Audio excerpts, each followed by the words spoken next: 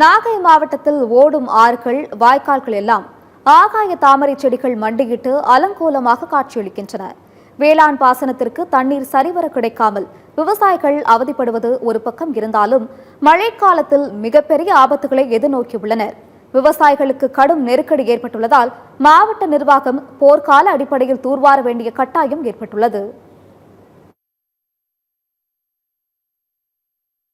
நாகப்பட்டினம் மாவட்டம் மட்டும் கிடையாது, டெல்டா மாவட்டம் எல்லா பகுதியிலுமே இந்த வெங்காய தாமரை எங்கே பார்த்தாலுமே அதிகமாக இருக்குது.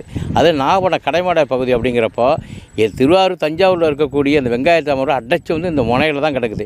இது எவ்வளவு தான் அப்புறப்படுத்தினாலும் ஒரே ஒரு செடி இருந்தாலும் கிட்டத்தட்ட பார்த்திங்கனாக்கா ஒரு வாரத்துக்குள்ள எல்லா பக்கமும் படர்ந்து போயிடுது. முழுமையாக அப்புறப்படுத்தப்பட வேண்டும். குறிப்பாக நாகப்பட்டினம் மாவட்டத்தை பொறுத்த வரைக்கும் வேதாரண பகுதியில் மானங்கொண்ட ஆறாக இருக்கட்டும், அங்கே இருக்கக்கூடிய முள்ளி ஆறாக இருக்கட்டும், எல்லா பகுதிகளிலுமே அது அதிகமாக இருக்குது. இது வடகிழக்கு பருவமழை தொடங்கிடு அப்படின்னா தண்ணியே வடியாது. இதை தலைச்சத்தாக பயன்படுத்துவதற்கு ஐஐடி மாணவர்களை வச்சோ அல்லது விஞ்ஞானிகளை வச்சோ இதை எப்படி அப்புறப்படுத்தலாம், இதை மறுசுழற்சி பண்ணி என்ன பண்ணலாங்கிறத அரசு ஆய்வு செய்து சிறப்பு நிதி ஒதுக்கி ஒரு பகுதியில் மட்டும் இதை நீக்கிட்டோம் அப்படின்னாக்கா வளரதான் செய்யுது. அதுக்கு ஒதுக்கப்படுற நிதிகள் முறைகேடாக பயன்படுத்தப்படுது. அது முறையாக செலவிடப்படலை. அது ஒப்பந்தக்காரர்களுக்கு மட்டும்தான் சாதகமாக அமைஞ்சிருக்கு. சும்மா பெயரளவுக்கு அந்த ஆகாய தாமரை அகட்டிட்டு இன்னைக்கு போயிடுறாங்க.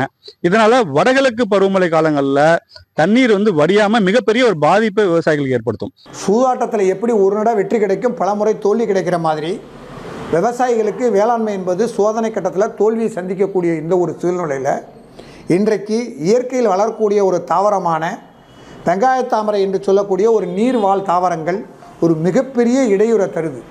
அது ஆற்றினுடைய போக்கை மாற்றுது, வாய்க்காலினுடைய போக்கை மாற்றுது. ஆற்றை தடை பண்ணுது, வாய்க்கால்களை தடை பண்ணி தண்ணி பாசனம் நடைபெறுவதே தடுக்குது. இப்போ இந்த ஆண்டு நாகப்பட்டினம் மாவட்டத்தில் 1,00,000 ஏக்கருக்கு மேலே குறுவை சாகுபடி நடக்குது.